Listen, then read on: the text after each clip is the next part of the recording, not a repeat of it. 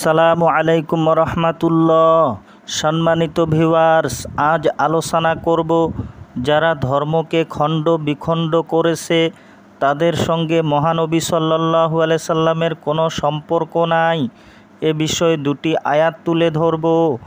আপনাদেরকে রিকোয়েস্ট করছি ভিডিওটি ধৈর্য সহকারে পুরোটা শুনবেন। দয়াময় আল্লাহ সূরা আনআমের 159 নম্বর আয়াতে বলেন, নিশ্চয় যারা স্বীয় ধর্মকে খণ্ড বিখণ্ড করেছে এবং অনেক দলে বিভক্ত হয়ে গেছে তাদের সাথে আপনার কোনো সম্পর্ক নেই।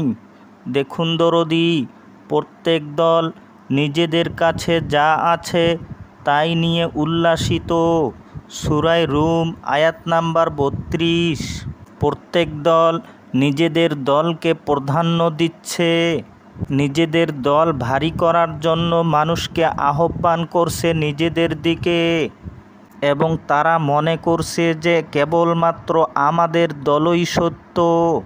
অথচ এ দুটো আয়াত থেকে আমরা জানতে পারলাম যে তাদের সঙ্গে মহানবী সাল্লাল্লাহু আলাইহি সাল্লামের কোনো সম্পর্ক নেই।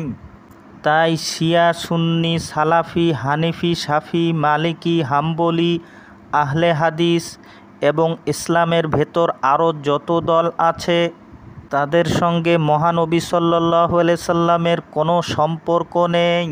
তাই আসুন আমরা কোনো দলের অন্তর্ভুক্ত না হয়ে কেবল নিজেদেরকে শুধরিয়ে নেই।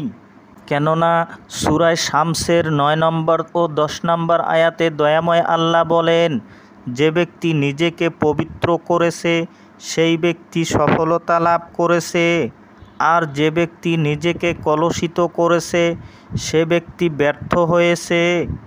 আজ এতটুকু বলে দয়াময় আল্লাহর কাছে আপনাদের সকলের মঙ্গল কামনা করে আজকের মতো বিদায় নিচ্ছি। খোদা হাফিজ।